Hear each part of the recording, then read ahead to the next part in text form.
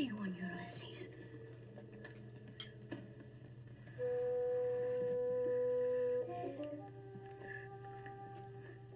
There it is. Hello BookTube, I'm Sean the Book Maniac. Welcome back to my channel. Here I am with another mini In Other Words. In Other Words is an occasional series where I discuss interesting vocabulary, phrases, idioms, grammatical patterns that I stumble across in my reading.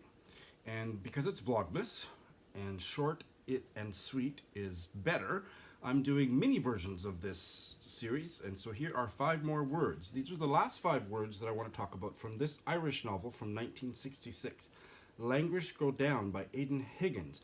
One of the most gorgeous softcover books I've ever seen, but unfortunately also the most disappointing novel that I've read in a long time. I didn't like it at all, but there's some good vocabulary in it. So let's get started.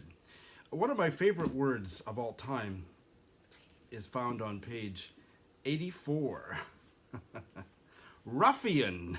I think this is the sister who we only see in the first section, and that's one of the most maddening things about the book. I think her name is Helen. Forgotten because she appears so little in a book that's really should be much more about her. She dismisses her sister Imogen's lover as a ruffian. Ruffian dates back to the early 16th century, meaning a boisterous, brutal fellow, one ready to commit any crime. It comes from the medieval French word ruffian with one F, which meant a pimp.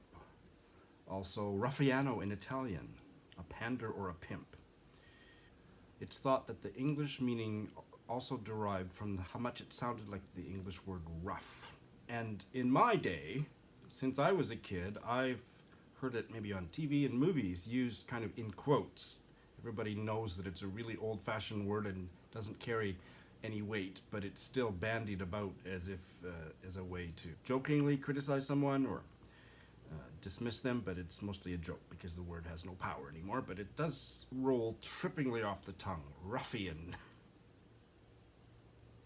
Another one that I was familiar with, but I was surprised to see it in this context, was Upstart. And this was after their first disastrous date. Imogen dismisses her German lover Otto by calling him an upstart. And I guess I knew it, but it was interesting to remind myself that it does mean somebody who's newly risen from a humble position to a higher position of power, importance, or rank, and seemingly undeserved. There's a nuance, I think, that it's undeserved promotion or ascendancy. This doesn't derive from the meaning of start that we all use to begin, but the other one that's related to startle. So start is to do this, to kind of jump up in surprise. And so there's something surprising about this going up the social ladder, upstart. I'm not sure. Yeah, Otto kind of came from a poor family, so I guess that makes sense. And Imogen was from a higher class, but the aristocrats that had no money, but she was from the kind of that upper rank, so upstart. One of the most interesting ones I thought was to have a neck. Let's look at that sentence. She thinks about her boyfriend. She doesn't say it aloud, but she thinks. You have a neck, Otto Beck, if you expect me to stay cooped up here with you all summer. You have a neck. I've never heard that phrase, but to have a neck means to do something bold, daring, or impudent. I think it's the impudence in this context that's being expressed. Or sometimes it's called, you have a brass neck, or to have a brass neck. The gall, that's what I grew up knowing for the same meaning. To have the gall to say something, or the gall to do something, or the audacity. Palmy was definitely a new one for me. She is explaining, Imogen is explaining to her poor German boyfriend that her family used to have money and used to be well off, but no more. And he says, by way of response, palmy days.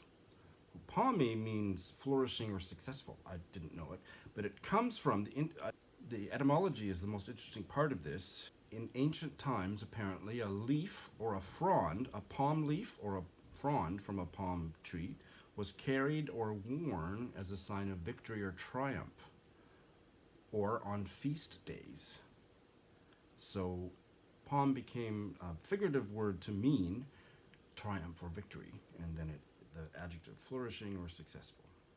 That was a new one.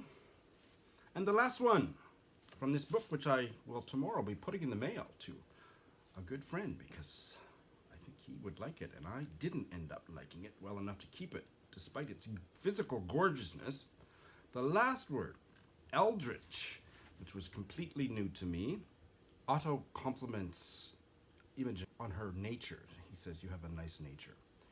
And he doesn't give many compliments, but her reply, "Oh," she said, giving an eldritch laugh. "My poor nature's my fool." But eldritch I'd never heard of, and it means hideous, ghastly, or weird. There's a Scottish variant of this word, elfrish. I'll put that down there for a moment. Elfrish is the Scottish variant. It's apparently etymologically related to the word else, so different or otherwise. And the rest of the etymological explanation doesn't strike me as very convincing or very interesting, but the L part is etymologically linked to the word else. But eldritch, hideous, ghastly, or weird. So there you have it. Those are my last 5 interesting words found in this novel, and I will have 5 more from you in a day or so. Thanks for watching.